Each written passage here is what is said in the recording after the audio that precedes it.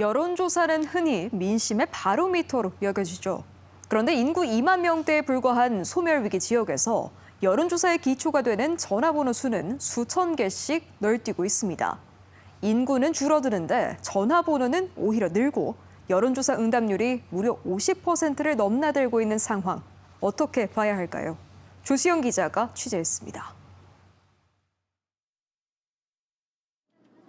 지역 유권자를 대상으로 객관적이고 공정한 표본을 추출하기 위한 정치 여론조사의 전제 조건이 일명 안심번호입니다.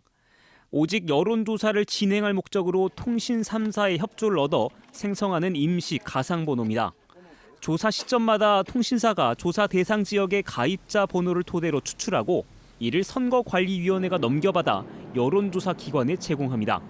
신청 수에 맞춰서 이제 최대치를 주죠. 500개 샘플을 조사할 거면 30배수 이내에서 이제 가능하거든요. 그냥 15,000개. 중앙여론조사심의위원회 누리집에 공개된 최근 4년치 여론조사 안심번호를 분석해봤습니다. 지역별 휴대전화 가입자 정보에 따라 최대치가 추출된다는 안심번호. 하지만 유권자가 2만 명 안팎인 소멸위기 지역에서 100% 휴대전화 번호 가입자를 대상으로 실시된 조사 사례들을 살펴봤더니 번호 추출량이 널뛰기를 하는 경향이 나타납니다. 4년 전까지만 해도 안심번호 6,800여 개가 추출됐던 순창군. 지난달 12,000여 개로 무려 2배 가까이 급증했습니다. 무주와 진안, 장수, 임실군 등 다른 군 단위 지역도 상황은 비슷합니다. 9,000개 수준이던 안심번호가 최근에는 11,000개 안팎까지 증가했습니다. 모두 인구는 갈수록 줄거나 정체된 지역들인데 조사에 활용된 휴대전화 번호 규모는 거의 수천 개씩 불어난 겁니다. 여론조사 전화를 받을 수 있도록 외지인들이 휴대전화 요금 청구지 주소만 집단적으로 옮긴다는 일명 대포폰 논란의 시발점입니다. 이분은 전주에 사시는데 요금 청구지를 임실로 바꿨어요. 그러고 난 뒤부터 온 거예요. 전화기 이렇게 늘어났다는 거지. 하지만 선관위에서는 인구는 그대로인데 휴대전화 회선 수만 들쑥날쑥한 상황에 대해 원인을 규명하지 못하고 있습니다. 이제 주소지 그 이전 관련해가지고 했을 가능성도 있고 범죄 가능성도 있잖아요. 이게 어떤 건지는 확실히는 저희가 이제 모르죠. 소규모 지역 여론조사에 나타난 이상 징후는 또 있습니다.